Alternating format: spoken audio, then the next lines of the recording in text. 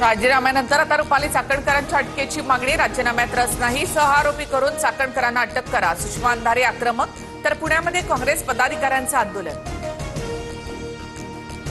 मुख्यमंत्र्यांच्या आदेशानंतर रुपाली चाकणकर यांच्याकडनं महिला आयोगाच्या अध्यक्षपदाचा राजीनामा, निष्पक्ष चौकशीसाठी चाकणकरांकडनं पदत्याग.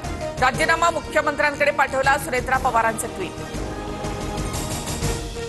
महिला आयोगाचा राजीनामा दिलाय, पक्षाच्या महिला प्रदेशाध्यक्षपदाचा नाही, संघटनेसाठी महाराष्ट्र दौरा करणार. रुपाली चाकणकरांची प्रतिक्रिया. महाराष्ट्रात जादूटोणा विरोधी कायदा, भोंदूबाबासह त्यांच्या भोंदू भक्तांवर देखील कारवाई झाली पाहिजे, उद्धव ठाकरे यांची मागणी. शेवटी कर्म, ज्या शिडीनं वर गेला त्याच शिडीनं खाली आलात. चाकणकरांच्या राजीनाम्यावरून रोहिणी खडसेंची टीका. आणखी काही गोष्टी बाहेर येतील, वेट अँड वॉच, रोहिणी खडसेंचा इशारा.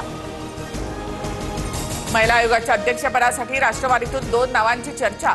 पुण्याच्या वैशाली नागवडे, उत्तर महाराष्ट्रातल्या प्रतिभा शिंदे यांच्या नावाची चर्चा. महिलांवरील अत्याचार प्रकरणात एसआयटीकडनं भोंदू अशोक खरातची कसून चौकशी. खरातच्या मोबाईलमधील सर्व संभाषणाचे सीडीआर काढण्यासह कार्यालय, लॅपटॉप, कॉम्प्युटर, हार्ड डिस्क आणि सीसीटीव्ही फुटेज यांची देखील तपासणी. शिक्षण खात्यातही भोंदूबाबा अशोक खरातचा हस्तक्षेप होता. शिंदेनी केसरकरांवरचा राजीनामा घ्यावा, संजय राऊतांचा हल्लाबोल, तर राज्यातील 9 मंत्र्यांवर भोंदूबाबाचा प्रभाव, असाही दावा.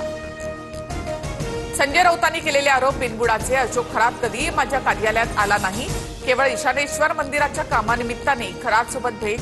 व्हायरल फोटोबाबत मंत्री दीपक केसरकर यांचं स्पष्टीकरण. भोंदूबाबा खरात प्रकरणी दीपक केसरकरांचा निकटवर्तीय एसआयटी चौकशीच्या फेऱ्यात. एसआयटीकडून दीपक लोंढेंची कसून चौकशी. दीपक लोंढे सिन्नरमध्ये जमीन खरेदी विक्रीच्या व्यवसायामध्ये सक्रिय. लिंगपिसाट खरातसोबतच्या नवरत्नांचा सीडीआर तपासा. अनेक मंत्री भोंदूला आहारी, त्या मंत्र्यांचे राजीनामे घ्या. काँग्रेस नेते विजय वडेट्टीवार यांची मागणी. भोंदू अशोक खरातचा आणखी एक कारनामा समोर. उपचाराच्या नावाखाली अल्पवयीन मुलीवर अघोरी प्रकार केल्याचा सीसीटीव्ही समोर. केबल टेस्टर आणि तांत्रिक उपकरणांचा वापर करून खरातची भोंदूगिरी.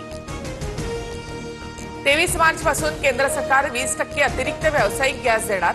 पेट्रोलियम सचिव नीरज मित्तल यांची माहिती.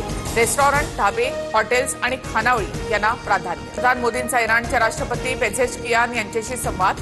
ईदच्या शुभेच्छा दिल्या. इराणवरील पायाभूत सुविधांवरील हल्ल्याचा मोदींकडनं निषेध.